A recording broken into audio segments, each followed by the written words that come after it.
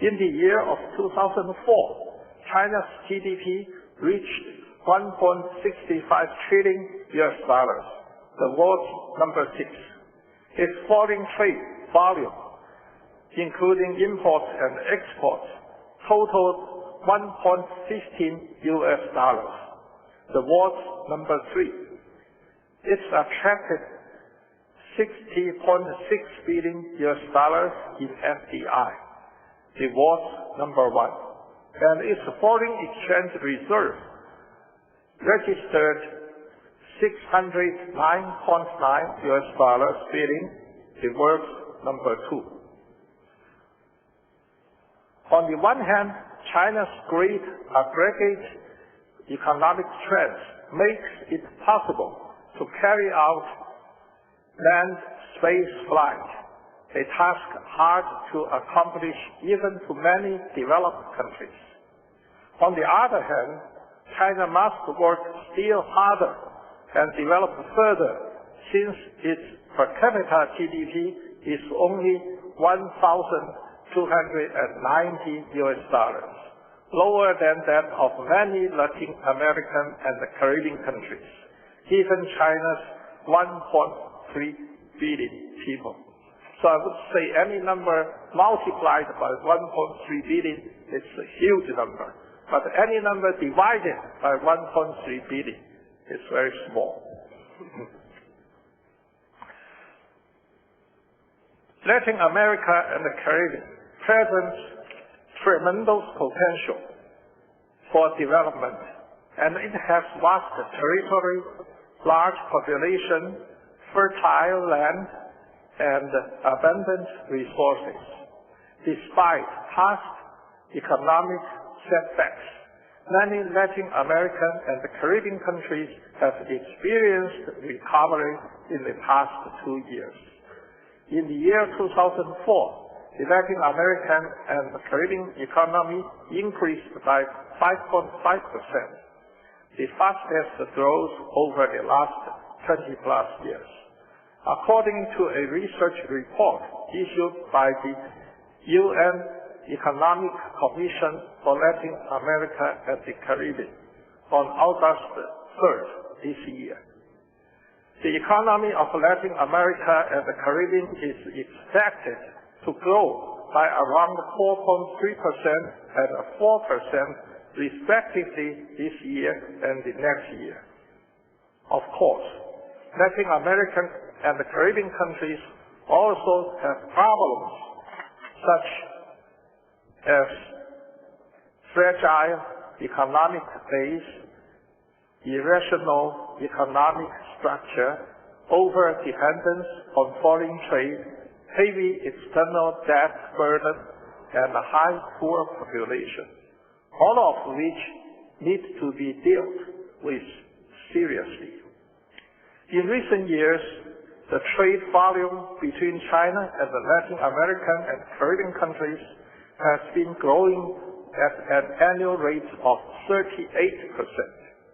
reaching $40 billion by the end of 2004, including $21.8 billion in China's import and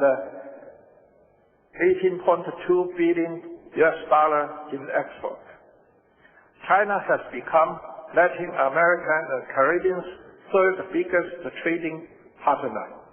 Although trade with Latin America and the Caribbean only accounts for 3.5% of China's total foreign trade for the time being, it has bright prospects and is likely to beat the mark of $100 billion by the year 2010, so long as both sides act energetically.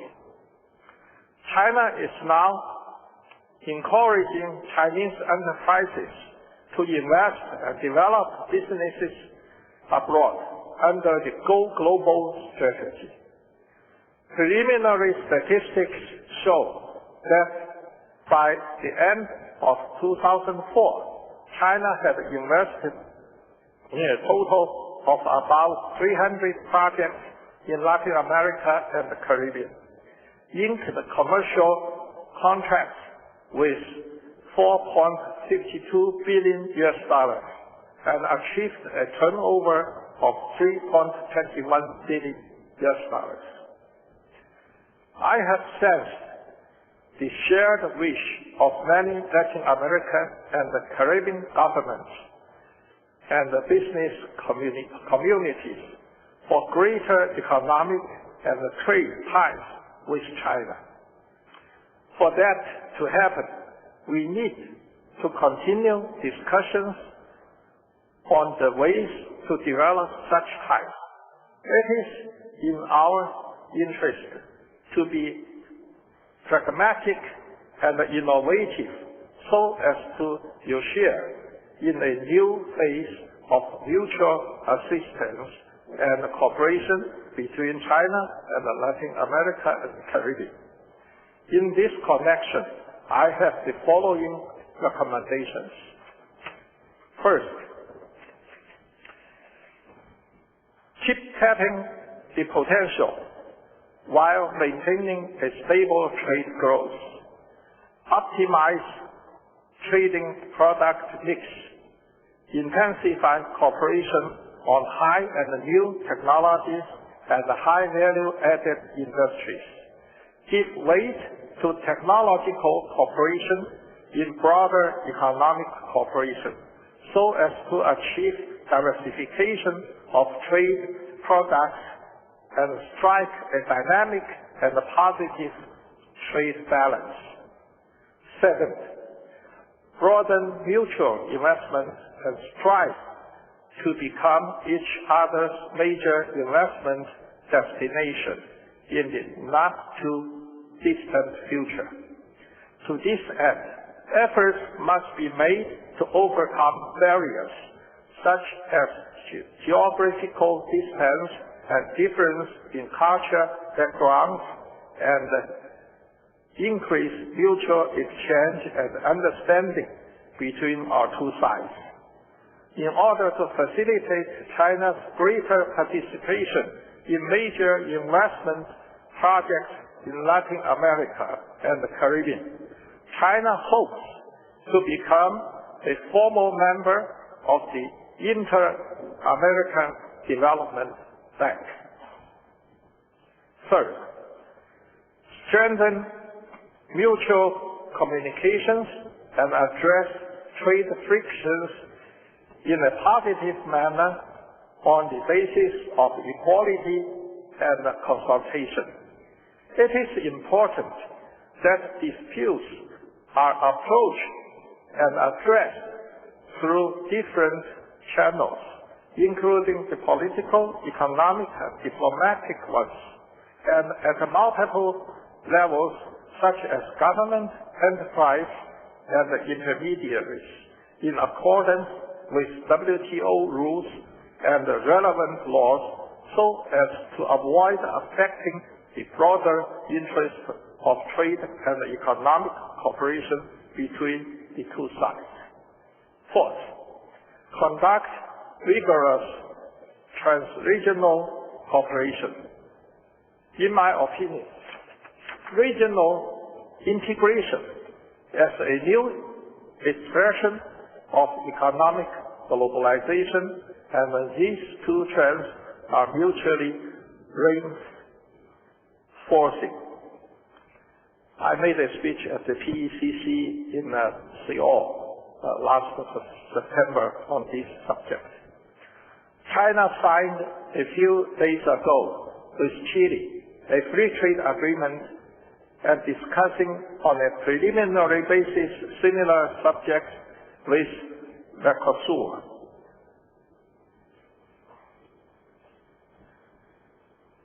Fifth, enhance experience sharing and draw on each other's strong points to achieve common development, both faced with challenges of widening gap of wealth, environmental degradation, and other shared problems.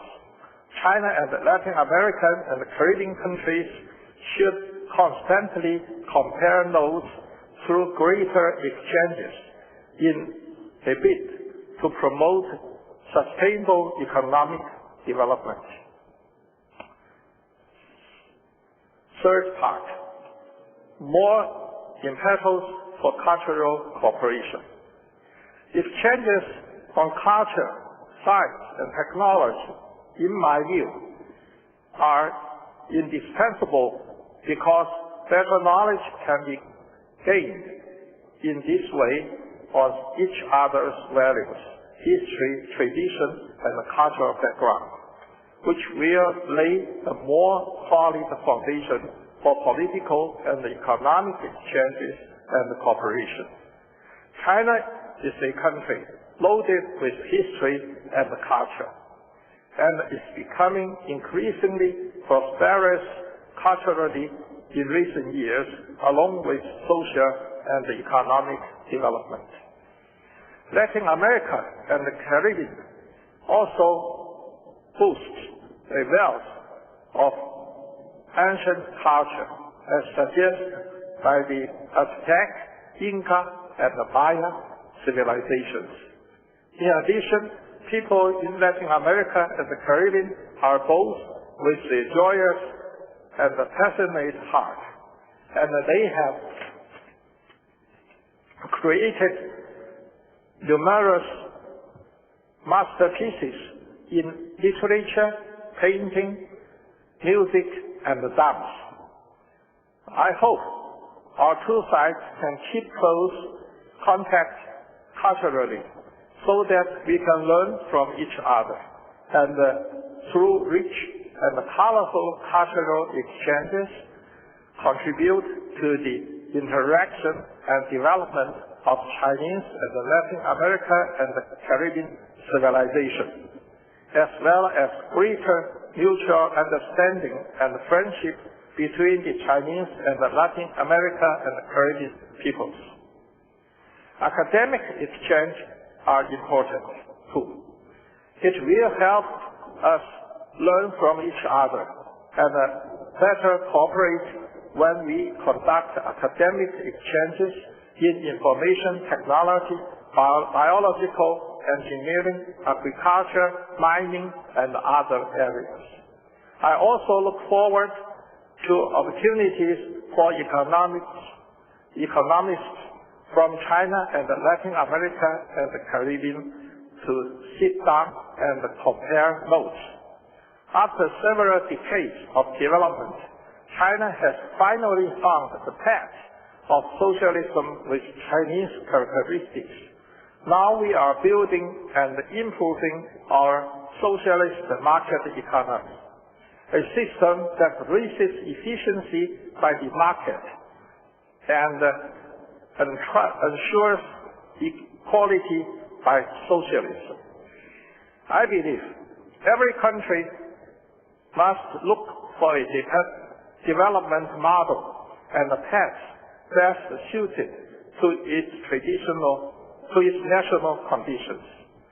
This model or path shall never be designed and imposed by certain experts from foreign countries or international organizations.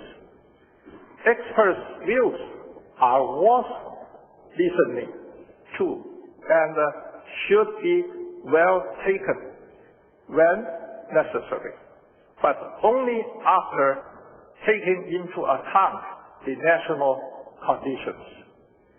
I am of the view that all countries, big or small, have their own success stories and the lessons of failure in their course of economic development, which are food for thought to us.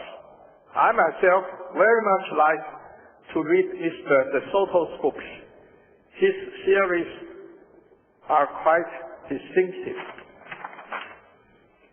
I also highly appreciate the efforts made by the Chilean government in reforming its social security system. The last part.